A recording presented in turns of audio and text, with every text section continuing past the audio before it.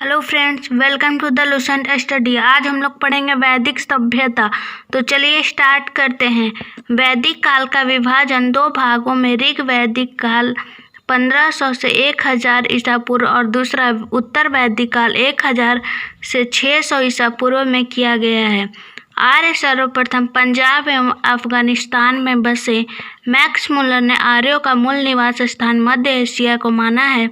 आर्यों द्वारा निर्मित सभ्यता वैदिक सभ्यता कहलाई। आर्यों द्वारा विकसित सभ्यता ग्रामीण सभ्यता थी। आर्यों की भाषा संस्कृत थी। आर्यों के प्रशासनिक इकाई आरोही क्रम से इन 5 भाग में बटा था: कुल, ग्राम, विष, जन, राष्ट्र। ग्राम का मुखिया ग्रामीणी, विष का प्रधान विषपति एवं जन का शासक राजन कहलाते थे। राज्याधिकारियों में पुरोहित एवं सेनानी प्रमुख थे। वशिष्ठ रूढ़िवादी एवं विश्वामित्र उदार पुरोहित थे।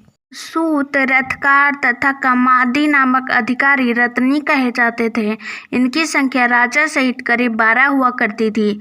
पूरब दुर्गपति एवं अस्पष्ट जनता की गतिविधियों को देखने वाला गुप्तचर होते थे। वाजपति गोचर भूमि का अधिकारी होता था। उग्र अपराधियों को पकड़ने का कार्य करता था।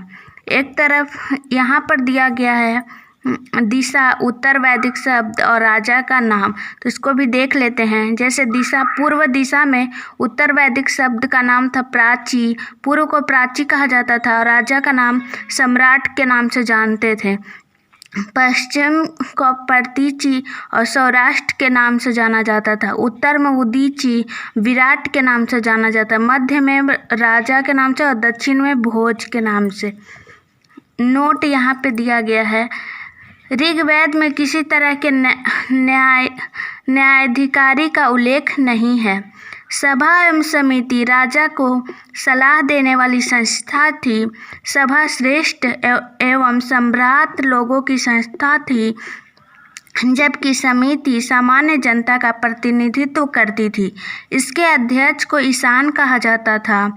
स्त्रियां सभा एवं समितियों में भाग ले सकती थी। युद्ध में कबीले का नेतृत्व राजा करता था। युद्ध के लिए गविष्टि शब्द का प्रयोग किया गया है, जिसका अर्थ है गायों की खोज। दशराज युद्ध का उल्लेख ऋग्वेद के 7वें मंडल में है। यह युद्ध परुष्णी यानी जिसको रावी बोलते हैं, रावी नदी के तट पर सुदास एवं 10 जनों के बीच लड़ा गया, जिसमें सुदास विजयी हुआ। ऋग्वैदिक समाज 4 वर्णों में विभक्त था। ये वर्ण थे ब्राह्मण, क्षत्रिय, वैश्य और शूद्र। यह विभाजन व्यवसायों पर आधारित था। ऋग्वेद के 10वें मंडल में पुरुष सूक्त में चतुर्वर्णों का उल्लेख मिलता है। उसमें कहा गया है कि ब्राह्मण परम पुरुष के मुख से, क्षत्रिय उनकी भुजाओं से, वैश्य उनकी जंघाओं से एवं शूद्र उनके पैर से उत्पन्न हुए हैं। यहाँ पे दिया गया है उपनिषदों की कुल संख्या 108 है। महापुराणों की संख्या 18 है। वेदांग की संख्या 6 है। आर्यों का समाज पितृ प्रधान था। समाज की सबसे छोटी इकाई परिवार या कुल थी, जिसका मुखिया पिता होता था, जिसे कुलप कहा जाता था। स्त्रियां इस काल में अपने पति के साथ यज्ञ कार्य में भाग लेती थी। बाल विवाह एवं पर्दा प्रथा का प्रचलन नहीं था। विधवा अपने मृतक पति के छोटे भाई से विवाह कर सकती थी। स्त्रियां शिक्षा ग्रहण करती थी। ऋग्वेद में लोप मुद्रा, घोषा, सिकता, आपला एवं विश्वास जैसी विदुषी स्त्रियों का वर्णन है। जीवन भर अविवाहित रहने वाली महिलाओं को अमाजु कहा जाता था। आर्यों का मुख्य पेय पदार्थ सोमरस था। यह वनस्पति से बनाया जाता था। आर्य मुख्यतः 3 प्रकार के वस्त्रों का उपयोग करते थे: वास, अधिवास और उष्णीष। अंदर पहनने वाले कपड़े को नीवी कहा जाता था। प्रमुख दर्शन एवं उसके प्रवर्तक है चावार्क। चावार्क दर्शन के प्रवर्तक हैं चावार्क। योग के पतंजलि, सांख्य के कपिल, न्याय के गौतम, पूर्व मीमांसा के जैमिनी, उत्तर मीमांसा के बादरायन और वैशेषिक के कनाद या उलूक। आर्यों का मनोरंजन के मुख्य साधन थे संगीत, रथ दौड़, घुड़दौड़ एवं ध्रुत क्रीड़ा। आर्यों का मुख्य व्यवसाय पशुपालन एवं कृषि था। गाय को अधन्य न मारे जाने योग्य पशु की श्रेणी में रखा गया था। गाय की हत्या करने वाले या उसे घायल करने वाले के लिए वेदांग में मृत्यु दंड अथवा देश से निकालने की व्यवस्था की गई है। आर्यों का प्रिय पशु घोड़ा एवं सर्वाधिक प्रिय देवता इंद्र थे। आर्यों द्वारा खोजी गई धातु लोहा थी, जिसे श्याम अयस्क कहा जाता था। तांबे को लोहित अयस्क कहा जाता था। व्यापार हेतु दूर दूर तक जाने वाले व्यक्ति को पनी कहते थे। लेन देन में वस्तु विनिमय की प्रणाली प्रचलित थी। ऋण देकर ब्याज लेने वाले व्यक्ति को वेकनौट या सूदखोर कहा जाता था। मनुष्य एवं देवता के बीच मध्यस्थ की भूमिका निभाने वाले देवता के रूप में अग्नि की पूजा की जाती थी। ऋग्वेद में उल्लेखित सभी नदियों में सरस्वती सबसे महत्वपूर्ण तथा पवित्र मानी जाती थी। ऋग्वेद में गंगा का 1 बार और यमुना का उल्लेख 3 बार हुआ है। इसमें सिंधु नदी का उल्लेख सर्वाधिक बार हुआ है। ऋग्वैदिक कालीन नदियाँ, इसे भी हम लोग देख लेते हैं। प्राचीन नाम, आधुनिक नाम। प्राचीन नाम क्रुभ को कुरम बोलते हैं, कुभा को काबुल, वितस्ता को झेलम नदी बोलते हैं अभी, आस्कनी को चिनाब, परुष्णी को रावी, सुतद्री को सतलज, विपाशा को व्यास, सदानीरा को गंडक, दृशद्वती को घग्गर, गोमती को गोमल और सुवस्ती को स्वात। उत्तर वैदिक काल में इंद्र के स्थान पर प्रजापति सर्वाधिक प्रिय देवता हो गए थे। ऋग्वैदिक कालीन देवता उसके संबंध में है। इंद्र युद्ध के नेता एवं वर्षा के देवता थे। अग्नि देवता एवं मनुष्य के बीच मध्यस्थ का काम करते थे। वरुण पृथ्वी एवं सूर्य के निर्माता, समुद्र के देवता, विश्व के नियामक एवं शासक, सत्य का प्रतीक, ऋतु परिवर्तन एवं दिन रात के कर्ता। घौ आकाश का देवता सबसे प्राचीन है। सोम वनस्पति के देवता। उषा प्रगति एवं उत्थान के देवता। आश्विन विपत्तियों को हरने वाले देवता। पूषण पशुओं के देवता। विष्णु विश्व के संरक्षक एवं पालनकर्ता। मरुत आंधी तूफान के देवता। उत्तर वैदिक काल में राजा के राज्याभिषेक के समय राजस्व यज्ञ का अनुष्ठान किया जाता था। उत्तर वैदिक काल में वन व्यवसाय के बजाय जन्म के आधार पर निर्धारित होने लगे थे। उत्तर वैदिक काल में हल को सीरा और हल रेखा को सीता कहा जाता था।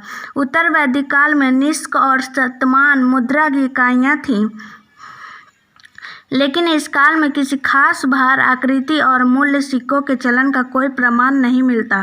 सांख्य दर्शन भारत के सभी दर्शनों में सबसे प्राचीन है।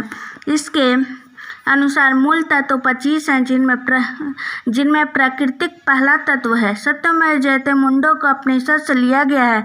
इसी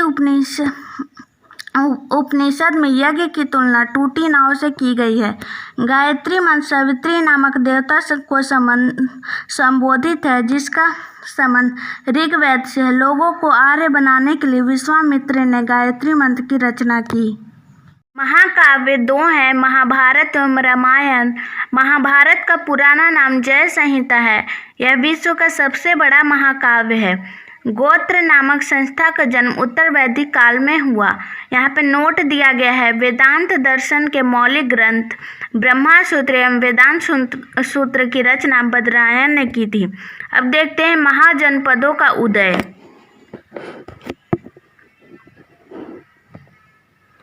बुद्ध के जन्म के पूर्व 6ठी शताब्दी ईसा पूर्व में भारतवर्ष 16 महाजनपदों में बटा हुआ था। इसकी जानकारी हमें बौद्ध ग्रंथ अंगुत्तर निकाय से मिलती है। एक तरफ है महाजनपद, राजधानी और क्षेत्र, आधुनिक स्थान। अंग चंपा इसकी राजधानी थी। अभी का क्षेत्र है भागलपुर, मुंगेर जो बिहार में है। मगध महाजनपद की राजधानी गिरिब्रज या राजगृह थी। अब पटना इसका क्षेत्र है, पटना गया।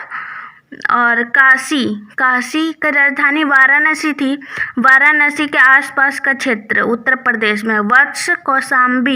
वत्स की राजधानी कौशाम्बी थी। इलाहाबाद के आसपास का क्षेत्र है उत्तर प्रदेश में।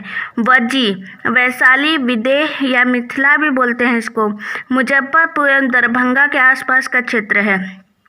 कौशल, श्रावस्ती इसकी राजधानी थी। फैजाबाद उत्तर प्रदेश का क्षेत्र है ये। अवंती, उज्जैन या महिष्मती इसकी राजधानी थी। मालवा मध्य प्रदेश का क्षेत्र है। मल, कुशावती, देवरिया उत्तर प्रदेश का क्षेत्र है। पंचाल, अहिच्छत्र या काम्पिल इसकी राजधानी थी, जो अभी बरेली, बदायूं, फर्रुखाबाद उत्तर प्रदेश के क्षेत्र में है। चेदी की राजधानी शक्तिमती थी, जो बुंदेलखंड के क्षेत्र में आती है। कुरु, इंद्रप्रस्थ इसकी राजधानी थी। आधुनिक दिल्ली, मेरठ एवं हरियाणा के कुछ क्षेत्र में आती थी।